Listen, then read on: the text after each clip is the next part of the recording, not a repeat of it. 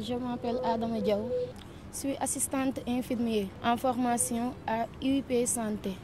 La mortalité maternelle, c'est le décès d'une femme survenu lors de la grossesse ou 42 jours après sa terminaison.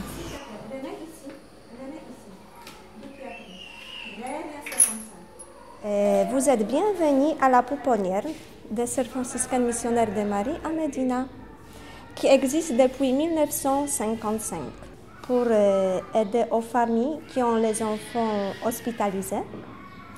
Et ensuite, ça a changé pour accueillir les enfants qui ont perdu leur maman autour d'accouchement. Normalement, c'est plus ou moins 50%.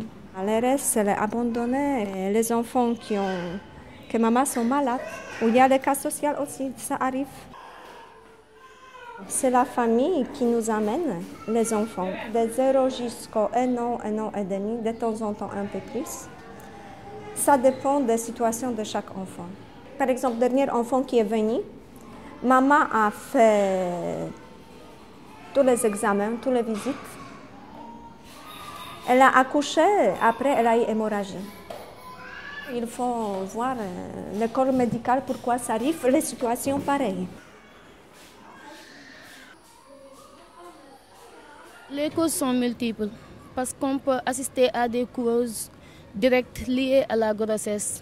Par exemple, les hémorragies, les infections, l'éclampsie et consorts.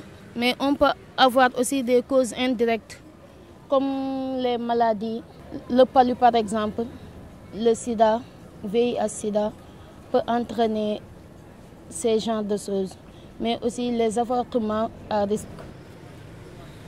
La mortalité maternelle est plus présente en Afrique qu'en l'Ouest. Les moyens ne sont pas les mêmes. On peut avoir la même formation, mais les matériels qu'ils utilisent là-bas, ce n'est pas les mêmes que l'on utilise ici. Le système n'est pas le même aussi. Mais là-bas, ils utilisent souvent des matériels électroniques, alors qu'ici, le manuel fonctionne jusqu'à maintenant. Il faut qu'on augmente l'asepsie et la rigueur. Où vous voyez les enfants qui sortent ici, et c'est vrai, les familles n'ont pas de moyens, vraiment, ils n'ont pas de moyens. Par exemple, il y a les enfants qui sont prématurés. Pour les familles, c'est un peu difficile de prendre en charge, dans le sens pas seulement nutritionnel, mais aussi médical. Du lait au Sénégal, elle est assez chère, comme dans le monde entier, mais aussi il faut voir combien de gens ici ils gagnent, malgré qu'ils travaillent. Côté financier est important et aussi possibilité de garder d'enfants. Si le papa travaille, il n'y a pas tout de suite à côté quelqu'un. Et si malgré tout les enfants étaient donnés à grand-mère ou à la tante qui est au village ou à quelque part, et s'il n'y a pas de moyens, l'enfant après il vient chez nous dans le cas assez grave parce qu'il est dénutri, il est mal nourri et tout ça. On voit parfois des patients qui préfèrent aller à des marabouts. C'est leur culture. Ils préfèrent aller au marabout jusqu'au dernier moment pour venir ici.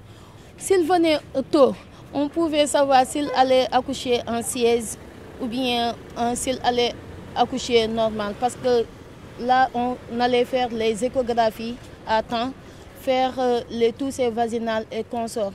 Mais s'ils laissent jusqu'à la phase terminale pour venir, là, avec le problème qui se pose, on n'y peut rien.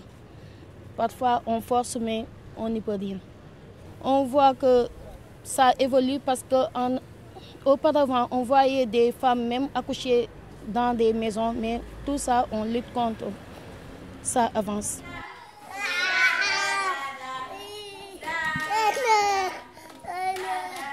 Nous ne pouvons jamais remplacer une maman, mais nous faisons tout avec les personnes avec lesquelles nous travaillons. Ce sont les monitrices qui sont engagées chez nous. Il y a les filles du foyer Maria Goretti. Et il y a beaucoup je pense que assez de bénévoles qui viennent de temps en temps passer 1 ou 2 mois ici, de différents coins du monde.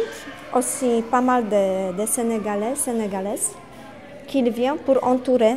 Je pense que dans le sens émotionnel, c'est très important pour l'équilibre des enfants. Il y a les gens de bonne volonté. Vous voyez, aujourd'hui, c'est le jour des femmes. Il y a pas mal de femmes qui sont venues avec les couches. Il y a les bienfaiteurs. Aussi, il y a l'État qui nous aide. Et aussi, il y a la providence. Le Dieu, elle fait tout pour que les enfants ont tout. Bamba, il va à la crèche. Victor ne peut pas parce qu'ils vont c'est un peu... Nous espérons que tout ça va régler. Et bientôt, ils vont trouver les lieux où il peut s'arrêter plus longtemps.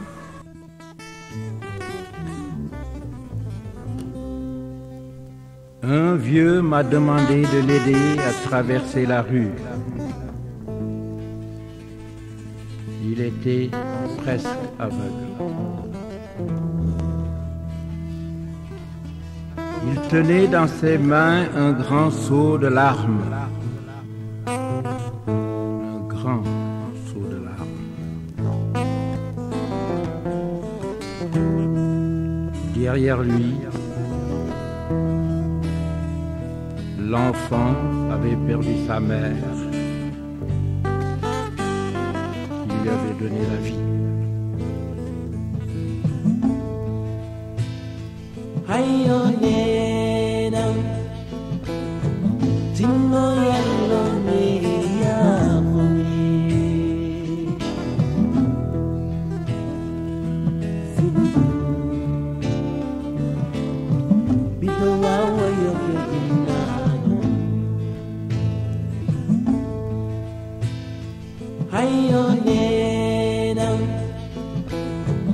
Tingo